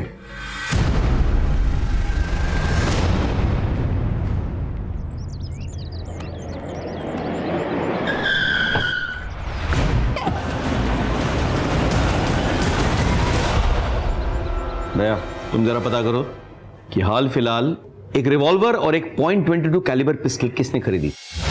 हो जाएगा साहब, चलता हूं। आपको क्या लगता है सर? मेरे थ्योरी के हिसाब से एक वो नौसिखिया जिसने उसके कंधे पे गोली चलाई और दूसरा प्रोफेशनल जिसने पॉइंट ब्लैंक रेंज में उसकी छाती पे गोली लगाई। लेकिन क्यों? तुम्हें क्राइम सीन याद है सर? नीरज की बॉडी, उसकी शर्ट के बटन्स किस तरह से खुले हुए थे? ऐसे कमीज के अंदर ही आंगड़ियां अपने कीमती सामान छुपाते हैं, यानी किसी को पता चल गया था। लेकिन साथ ही साथ तुमको याद होगा उसका वॉलेट निकला हुआ था, किस तरह से उल्टा पड़ा हुआ था, यानी कि किसी ने उसके पॉकेट्स और वॉलेट भी टटोले थे। मतलब पहले कोई नौसिखिया और फिर प्रोफेशनल आदमी। करेक्ट। लेकिन सोचने की बात यह है कि ऐसी सीक्रेट बात एक नौसिखिया और एक प्रोफेशनल दोनों को पता चल गया था। कैसे?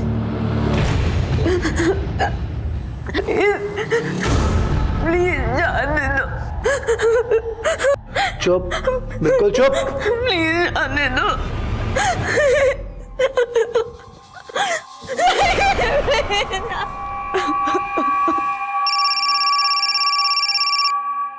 सुकांति सेठ, तेरे को क्या लगा मैं सिर्फ भौंकने वाला कुत्ता हूं? अरे पन्नालाल सेठ नाम है मेरा, मैं भौंकता भी हूं और काटता भी हूं। अगर तूने मेरे पैसे नहीं दिए ना तो ये सिर्फ ट्रेलर था, मैं तुझे पूरा पिक्चर बना के दूंगा, समझा क्या? हेलो हेलो, सुधो, पन्नालाल सेठ की इतनी हिम्मत, मैं भी पुलिस को फोन करता हूँ। सामने हमारी बात बस करो, उसे पैसे चाहिए ना, आप ही दो इन्हें पैसा। लेकिन रमा, मेरे नाम पे जो जमीन है ना उसे बेच दो, उसको मुंह पे फेंक के आओ पैसे। मेरे लिए मेरी बेटी से बढ़कर और कुछ नहीं है।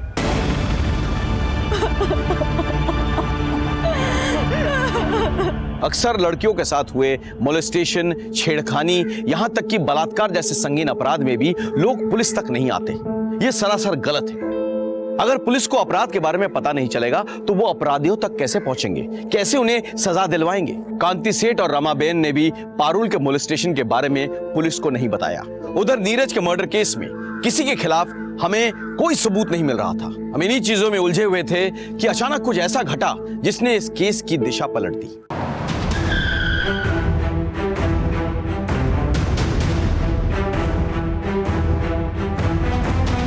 सर, लाश को सबसे पहले नौकर हार्दिक और पंचुल ने देखा, फिर बहू जिग्ना और विपुल।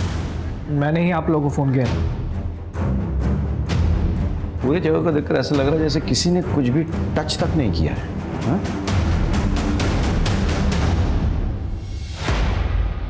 मौत तो गला दबाने से हुई है और घर पे कोई फोर्स एंट्री भी नहीं हुई सर। यानी कि जो भी आया था वो पहचान वाला था, तभी दरवाजा खोला गया था। घर में कुछ मिसिंग है? जी सर, 15 लाख रुपए। 15 लाख कैश? घर में क्या कर रहा था? जी वो बाबूजी ने किसी को डिलीवरी देने के लिए रखवाए थे। एक काम करो अजय सर, आस पड़ोस से पता करो किसी ने किसी को यहाँ आते हुए देखा था या नहीं। सर, आपने कुछ सुना? जी नहीं, दोपहर में तो यहाँ पे सन्नाटा छाया रहता है। कई लोग सत्संग में चले जाते हैं और बाकी बच्चे लोग सोए रहते हैं। आपने लड़ाई झगड़ा या कोई चीखने की आवाज़ सुनी? नहीं साहब, हमने कोई आवाज़ नहीं सुनी।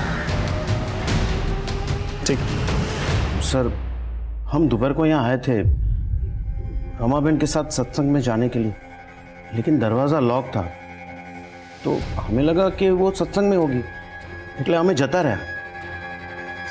पारुल कहाँ है? बाबूजी और पारुल अहमदाबाद गए हैं। एक बात बताइए, ये हार्दिक और पंचुल पे आपको कोई संदेह है? मतलब ये दोनों भी तो मर्डर कर सकते हैं ना? नहीं साहेब, आ બંને तो भरोसेना माणसो છે। भरोसे वाला हाथ ही सबसे पहले पीठ में छुरा भोगता है। अजय, इन दोनों को थाने ले आओ और पोस्टमार्टम के बाद बॉडी सौंप दो फैमिली को।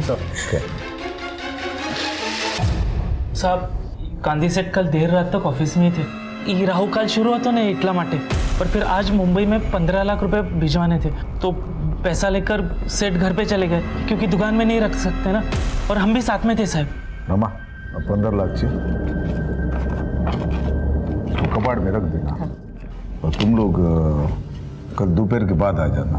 कल सुबह मैं अहमदाबाद जा रहा हूँ डिलीवरी के लिए, तो शाम तक लौटूंगा।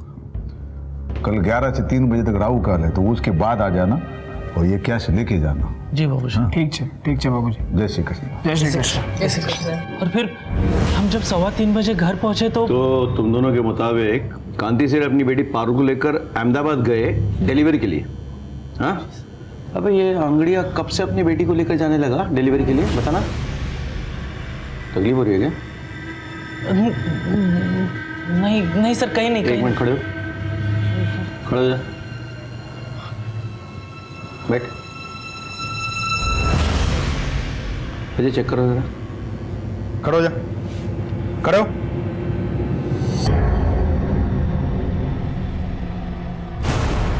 क्या ये?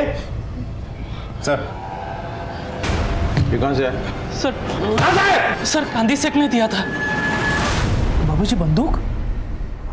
खबर से मने, अपने धंधे में आज तक हमने गन वन कभी रखा नहीं था, लेकिन तुमने देखा ना नीरज के साथ क्या हो गया।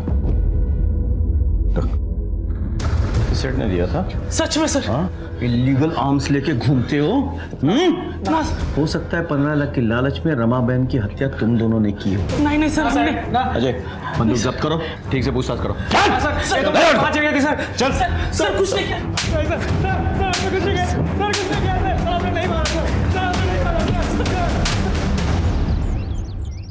सर डोंट वरी, मैं करवा दूंगा। ओके सर, दोनों को रात भर बहुत तोड़ा, लेकिन दोनों के दोनों एक ही रट लगाए बैठे हैं। हमने रमा बहन को नहीं मारा। सर कांति सेठ अपने घर पहुंच गया। अजय, काम करो, हार्दिक के पिस्तौल को फॉरेंसिक के पास भेजो, चेक करवाओ कि कहीं ये वही पिस्तौल तो नहीं जिससे नीरज को गोली मारी गई थी। Can you do that? Sir, okay, sure.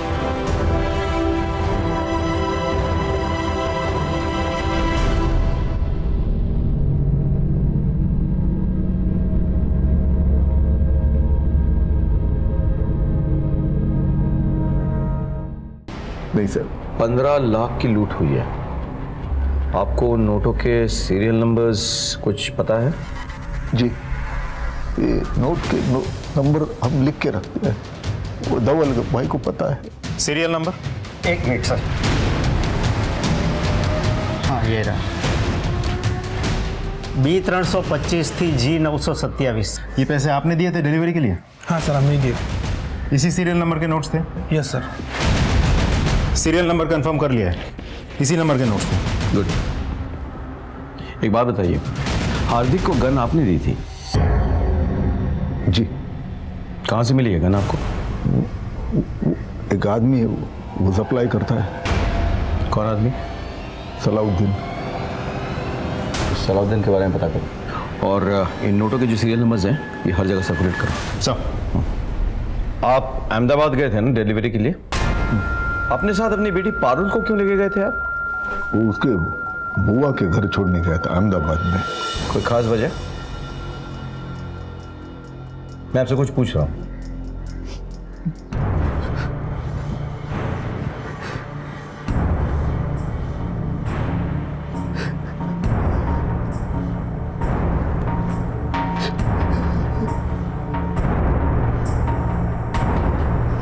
नहीं साहब, नहीं साहब। बस इधर निकाल। वो कांति सेठ मेरा पैसा नहीं दे रहा था साहब, तो वो तो डरावा माटे थोड़ा। और उसके बाद तूने रमा बहन को मार डाला? नहीं साहब, नहीं, मैंने रमा बहन को नहीं मारा साहब। नहीं मारा तूने? नहीं मारा। नहीं मारा? इसकी इतनी धुलाई करो, इतनी धुलाई करो कि इसके मन का मैल धुल जाए। बस। नहीं साहब, नहीं, छोड़ दो साहब, छोड़। सर, हमने सलाउद्दीन के अड्डे पर छापा मारा, लेकिन वो फरार है। अड्डे पर कोई नहीं मिला सर। सर रमाबेन की पोस्टमार्टम रिपोर्ट आ गई है। सर उसे गला दबा के मारा गया था और गला दबाने के बाद उंगलियों के निशान भी मिटा दिया गया था। सर एक बात तो साफ है, जिस तरीके से गला दबाया गया है वो देख के तो लगता है मारने वाला कोई प्रोफेशनल नहीं था। रमाबेन नॉर्मली रोज दोपहर 12:30 बजे सत्संग के लिए जाती थी और लगभग उसी वक्त उनकी छोटी बहू जिग्ना टिफिन लेकर अपने पति की दुकान जाती थी। जी सर, मैं उस दिन भी करीब 12:30 बजे निकली थी, लेकिन मम्मी जी किसी का इंतजार कर रही थी, शायद पंशुल और हार्दिक का। तो आप पहले से जानती थी कि कोई पैसा लेने आने वाला है? नहीं नहीं सर, मने नहीं खबर। मुझे तो अभी पता चला जब ये सारी बातें सुनी। मम्मी जी ने भी मुझे कुछ नहीं बताया था। मैं माँ के बगैर क्या करूंगा? हर कदम पर माँ ने मेरा साथ दिया था। माँ ने मेरे लिए नया टिफिन खरीद के उसमें मेरी पसंद के छोले बना कर दिए थे। किसने सोचा था कि वो आखिरी बार। सर कुछ समझ में नहीं आ रहा है कि दोनों केसेस एक दूसरे से जुड़े हुए भी हो सकते हैं, अलग अलग भी। अलग अलग हो सकते हैं लेकिन मोटिव एक ही है, पैसा। पहले वाले केस में भी एक किलर नॉन प्रोफेशनल था और दूसरे में भी। तुमने घर वालों को ट्रैक किया है ना? ट्रैक किया सर, लेकिन कुछ सस्पिशियस नहीं मिला, सब कुछ नॉर्मल है।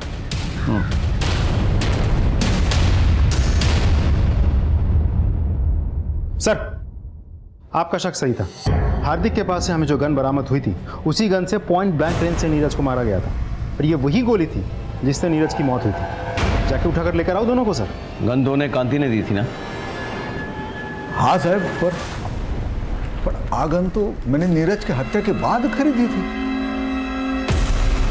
सलाउद्दीन तो फरार है, पुष्टि कौन करेगा? क्यों खरीदी थी ये गन? साहब वो नीरज की हत्या के बाद वो मन में डर बैठ गया था, इसलिए। ठीक है, अभी आप जा सकते हैं, लेकिन हम आप पे नजर रखेंगे। भागने की कोशिश मत कीजिएगा। जी सर।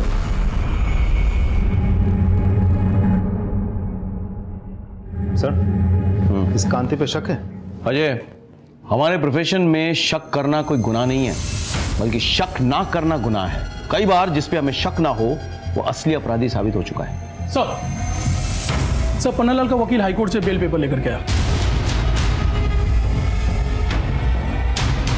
जाने दो उसे, लेकिन उस पर नजर रखना और कॉल रिकॉर्ड चेक करना। सर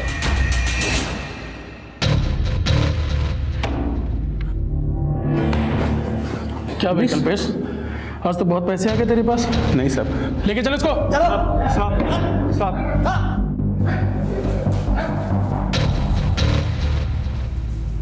खबर न थी? नहीं सर। हाँ बोलो। सर हमने एक जुए के अड्डे पर छापा मारा है। यहाँ पर हमें उसी सीरीज के नोट्स मिले हैं जो कांति सेठ के घर से गायब हुए थे। सारे जुआरी पकड़े गए? Yes sir. सबको उठा के ले आओ और अड्डे के मालिक को भी ले आओ। ठीक है सर।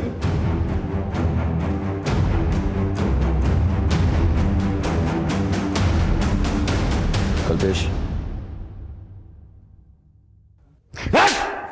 सर मैंने नहीं मारा अपनी माँ को। नहीं मारा? नहीं सर। ये पैसे कहाँ से मिले? पैसे ये सीरियल नंबर चेक किए जा चुके हैं। बोल। सर ये तो वो पैसे जो माँ ने हितल को दिए थे सर, और हितल ने मुझे दिए। अच्छा? हाँ सर, सच कह रहा हूँ। चलो बुलाओ, लेके आओ उसको। जी ये सच बोल रहे हैं, मैं गई थी उस दिन माँ जी के घर। अरे वाह चिकना, बड़ी अच्छी खुशबू आ रही है। कड़ी बना रही हूँ। अच्छा मम्मी जी कहाँ है? हाँ, जय श्री कृष्ण मम्मी जी। हेतल बेटा केम छे? सारू छे मम्मी। ने तबियत तारी? नहीं मम्मी, एक्चुअली डॉक्टर ने कुछ टेस्ट करवाने के लिए बोले हैं, तो थोड़े पैसे चाहिए थे। कितना जोज? 25,000। 25,000 तो नहीं है मेरे पास। एक मिनट, तो અહીંયા ચૂકી રહે। हाँ आउँ છું।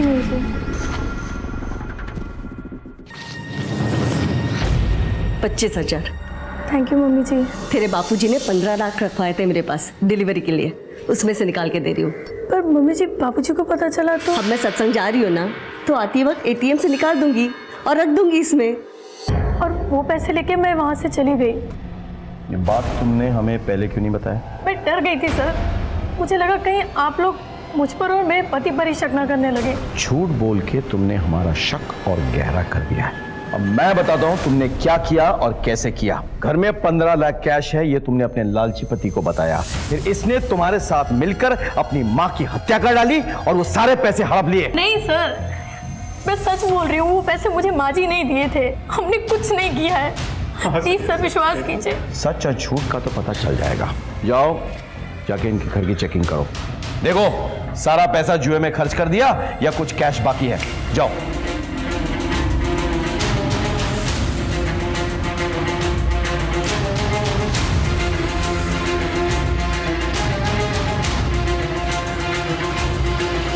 सर यहाँ तो पैसे नहीं मिले सर। ठीक है तो वापस आ जाओ।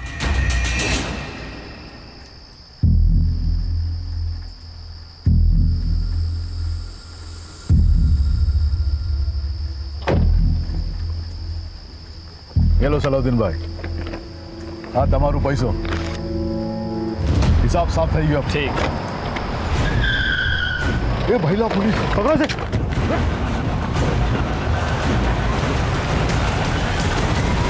इनके सीरियल नंबर्स मैच करो, कांति सेठ के घर से लूटे हुए पैसे के साथ। नहीं सर, ये अलग नंबर के नोट्स हैं। आयुषो? Yes sir. डालो दोनों के अंदर, ले जाओ इनको। ठीक है ठीक है ठीक है ठीक है। साहब मैंने सलाउद्दीन से 25 लाख रुपए लिए थे साहब, और अगले हफ्ते नोटबंदी हो गई साहब, तो मेरा सारा पैसा डूब गया। और ऊपर से सलाउद्दीन ये मेरे को रोज धमकी देता था, पैसा वापस दे पैसा वापस दे। साहब मैं पैसा कहाँ से लाता साहब? साहब मैं पहले ही समझ गया था, ये सीधे सीधे मेरा पैसा तो देंगे नहीं। तो सर हम दोनों ने मिलकर एक प्लान बनाया। अब पन्ना लाल ने कांति को 25 लाख के हीरे दिए थे, तो हम दोनों के बीच बात ये तय हुई कि जो हीरा लेने आएगा, डिलीवरी देने जाएगा, उसको हम मार देंगे, उसको लूट लेंगे और कांति सेठ से भी हर्जाना वसूल करेंगे। लेकिन जब तक हम नीरज को मारते उससे पहले ही वहाँ कोई और पहुँच गया और उसने उसको गोली मार दिया। और उसके बाद तुमने रमाबेन को मार डाला और 15 लाख रुपए ऐंठ लिया। नहीं, रमाबेन को हमने नहीं मारा साहब, 25 लाख रुपए तो रमाबेन ने हमको दिए थे। पन्नालाल सेठ, मैंने अपनी पुश्तैनी जमीन बेचने को दी है, इन्हें बिना बताए हुए। ये इसके बानू के 25 लाख है। मेरी बेटी को और मेरे परिवार को तंग करना बंद करो अब। झूठ बोल रहे हो तुम लोग, और पैसे की लालच में तुमने रमाबेन को मार डाला। नती सर नती। नीरज की खून की गुत्थी तो सुलझ चुकी थी, लेकिन रमाबेन के मर्डर की गुत्थी को हम जितना सुलझाने की कोशिश करते वो उतनी उलझती जा रही थी। हम एक डेड एंड पर पहुंच चुके थे, पर इतना तो पक्का था कि इन सब में कोई और भी शामिल था, जिसने नीरज पर भी पहली गोली चलाई थी। मुझे यकीन था कि उसी ने रमाबेन की भी हत्या की। साहब आजा, बड़ी देर कर दी आने में। आप साहब अच्छे काम में वक्त तो लगता ही है ना। कुछ पता चला? हाँ सर, जिन गन से नीरज पर गोलियां चलाई गई थी ना, उनमें से एक गन तो सलाउद्दीन के आदमी ने खरीदी थी। और दूसरी गन। सर ये सब कुछ थोड़ा अजीब नहीं लगता आपको? स्टेप बाय स्टेप चलते हैं। देखो, कांति सेठ के बयान के मुताबिक वो वारदात से पहले वाली रात अपनी बेटी पारुल के साथ अहमदाबाद गए थे डिलीवरी के लिए, और पारुल को अपने रिश्तेदार के घर छोड़ने के लिए। उनके जाने से पहले हार्दिक और पंशुल कांति सेठ के घर आए, डिलीवरी के 15 लाख रखवाने। अगले दिन 3 बजे के बाद हार्दिक और पंशुल आने वाले थे वही 15 लाख उठाने के लिए, लेकिन उनके आने से पहले रमाबेन की मौत हो चुकी। और इस बीच हेतल घर में आती है और रमाबेन से पैसे मांगती है। हाँ सर, और उस वक्त जिग्ना अपने किचन में कड़ी और चावल बना रही थी अपने पति की टिफिन के लिए। रमाबेन 15 लाख के बैग से 25,000 रुपए निकालती है और हेतल को देती है। और 3:15 बजे हार्दिक और पंशुल घर पर आए और रमा को मरा हुआ पाया। सर इस केस में कुछ तो खटक रहा है, पता नहीं क्यों ऐसा लग रहा है कि इस पहेली में कोई तो कड़ी मिसिंग है। कड़ी नहीं, कड़ी मिसिंग है। दोनों बयान पढ़ो। माँ ने मेरे लिए नया टिफिन खरीद के उसमें मेरी पसंद के छोले बना कर दिए थे। मैं गई थी उस दिन माँ जी के घर में। अरे वाह चिकना, बड़ी अच्छी खुशबू आ रही है। कड़ी बना रही हूँ।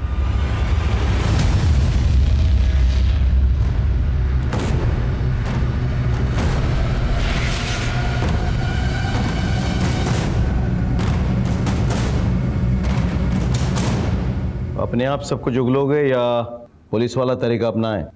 मम्मी जी हर दोपहर को सत्संग के लिए चली जाती थी, तो विपुल को लंच देके जब मैं वापस घर आती थी तो कमलेश को भी बुला लेती थी। हम एक दूसरे से प्यार करने लगे थे। भागना चाहते थे एक साथ, पर हमें पैसे चाहिए थे। मैंने मम्मी जी को बाबूजी के साथ हीरो की डिलीवरी के बारे में बात करते सुन लिया था। मैंने कमलेश को बताया। और सर, मैंने प्लान बनाया, उस आदमी को बीच रास्ते में लूट लूंगा।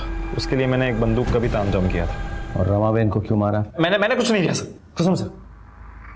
मैं जानती थी कि घर में कुछ कैश है। तेरे बापूजी ने 15 लाख रखे थे मेरे पास डिलीवरी के लिए। जैसे ही मम्मी जी सत्संग के लिए निकले, मैंने कमलेश को फोन किया। हम लोग कैश लेके निकलने ही वाले थे कि मम्मी जी वापस आ गए।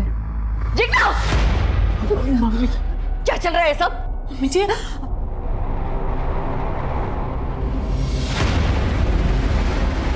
तुम दोनों ने पैसे चोरी किए? इसका मतलब उस दिन तूने मेरी सारी बातें सुन ली थी ना? नीरज डिलीवरी लेने जवानों से? मम्मी जी, तुम दोनों ने मिलकर नीरज को मार डाला? तुम दोनों ने हीरे चोरी ली? अभी पुलिस को फोन कर दियो। मम्मी जी, नहीं लग रहा इसका। ऐसा कुछ नहीं। बस, सब देख लिया मैंने। ना बड़ा धोखा, छोड़ूंगी नहीं तुम दोनों को। बोले बेन, जय श्री कृष्ण रमा बेन, क्या सत्संग में नहीं चलना है? बहन, उसे माफ कर दीजिए, उसने कुछ नहीं किया बहन। अरे इसी ने सब कुछ किया है। बच्चा लाने तुम्हारी लड़की। उसे कड़ी से कड़ी सजा दो। हमारी बेटी ऐसा नहीं कर सकती।